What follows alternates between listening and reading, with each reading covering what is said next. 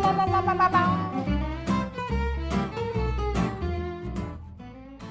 everyone, I'm Meredith Abbott, Culinary Director for Sur La Table, and welcome to On the Table. Today we're going to explore a not so well known Italian delight, the Tuscan grape focaccia.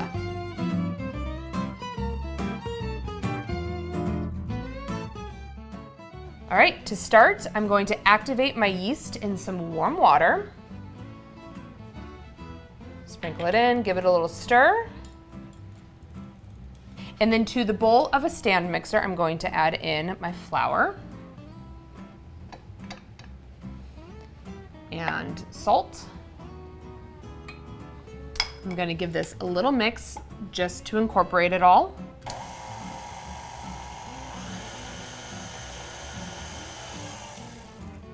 Great.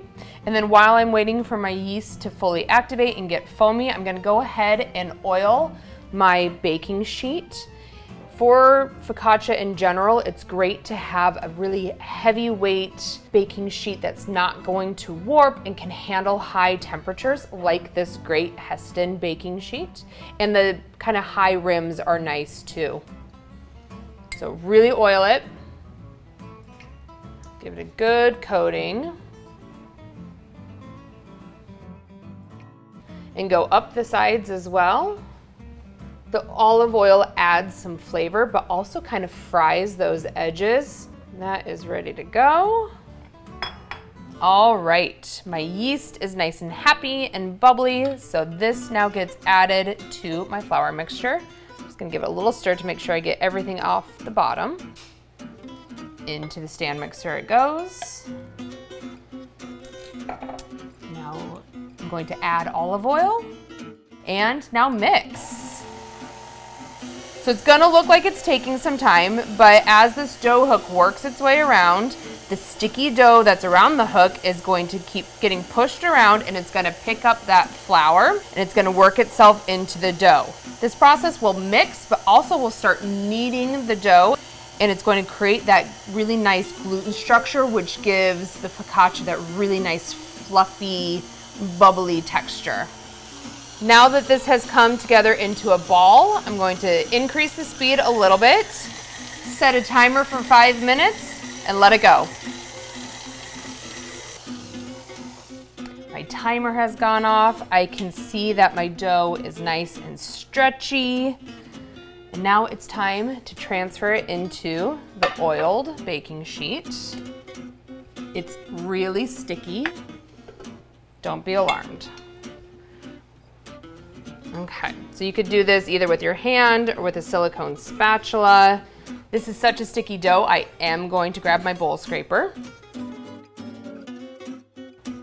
And that just helps get all the last bits out. And now, I'm gonna get a little oil on my fingers. And I'm just going to press this dough out as even as possible. It's not going to stretch fully into the shape of the pan.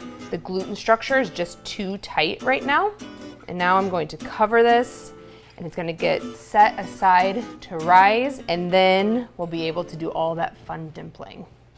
It's been about an hour. My dough has doubled in size. Now, the fun part, you're gonna make all those really iconic dimples in here. So take your fingertips, and you're almost gonna press all the way down to the bottom. Not through the dough, but all the way till your fingers get some resistance down at the bottom. Nice. I'm gonna drizzle some olive oil on top.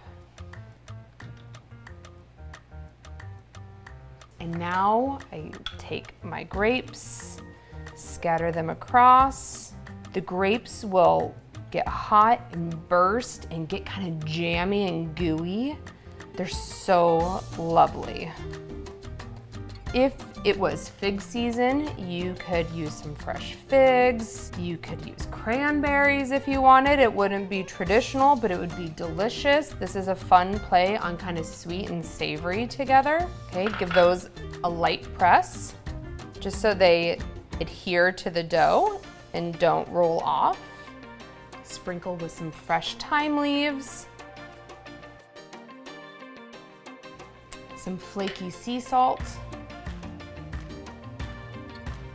and some demerara sugar. Give a nice coating over top. This is all gonna play so nicely together. All right, my focaccia is now ready to go into my preheated oven. I am almost giddy about this focaccia. This has baked, it cooled in the pan, and now it's ready to slice. I like to serve this in squares.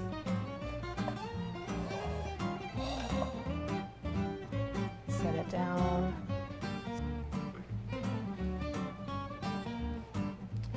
You can either just serve half of it, or you can finish cutting the whole thing.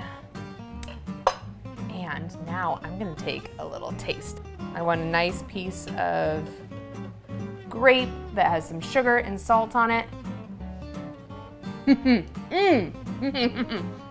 Mamma mia! This is so delicious. With a few simple ingredients and a little bit of patience, you yourself can bring a little bit of Italy into your home.